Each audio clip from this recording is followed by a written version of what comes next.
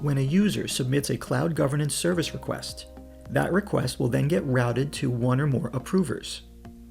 If you are concerned that approvers may not follow up on the requests that come into their inboxes, you can set up what's called escalation. Here we can see that this user, Adele, has received a service request to approve a new library. Let's say that Adele was out of the office for a few days though, and she comes back in and finds this in her inbox. She clicks on Task to go over to the Cloud Governance portal and view the relevant task. When she arrives here though, it seems like that task does not exist. If she goes over to her Home tab, she has a few things there, but not that particular library request.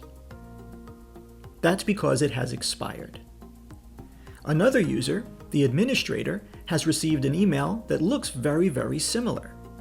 But we'll notice that the date that shows in the email is not exactly the same when he received this email. That's because this is the original request that has now been escalated to him because Adele did not respond. If he clicks on Task, again he is taken out to the Cloud Governance portal, and he can now actually see it. Across the top, he can do everything you can normally do with a service request. Please note also though, that the service request has actually expired, and the reason it's listed as expired happens to do back with the escalation itself. So how is this set up? Over in Cloud Governance, if we go into Settings, the escalation is part of the approval process. So we'll click on Approval Processes, and the one that was part of that service request is what I'm calling New List Library Requests. If I click on that and expand my Stage 1 configuration panel and scroll, we can see under Duration and Escalation, we've got a 1-day cap on how long it can be active. We have it being reassigned to the administrator, and it's forwarding the original email. There are other things you can do with this though. Let's say we want to make a similar approval process, but one that we're going to use for our Microsoft Teams related service requests. Over on the left, I'll click Create. I'll name it New Teams. We assign a category, a number of stages for the approval process, and then I click Next.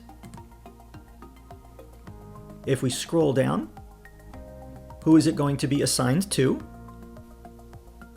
You can of course pick individual users or groups, or you can type the $sign and add in specific roles. And then if we scroll all the way down, we have Duration and Escalation. Now you can see here, you can do days or weeks. How long do you want a user to have to wait before their request is escalated? And if you like, you can send reminders. Now, reminders are based off of what are called a reminder profile, which you can create by clicking here and opening up a separate screen, or you can create back on the settings page.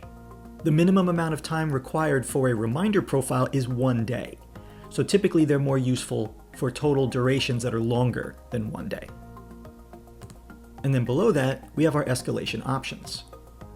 In the one that we looked at between Adele and the moderator, we had selected Reassign. Adele did not respond because she was out of office, so it reassigned the task to the administrator. You can also choose Notify, where it will simply email someone to let them know that the task is overdue, or you could have the task rejected if it is not responded to.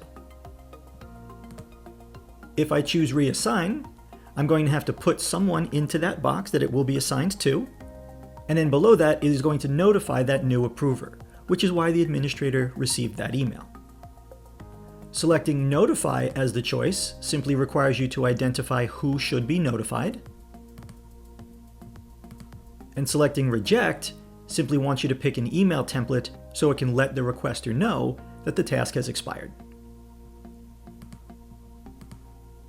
Once you have your duration and escalation configured the way that you like, up at the top we can save and activate that if we are ready to now use that approval process as part of a cloud governance service.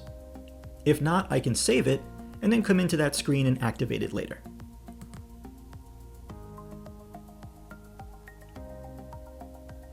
Thanks for watching this short video on how to configure duration and escalations for service requests in Cloud Governance.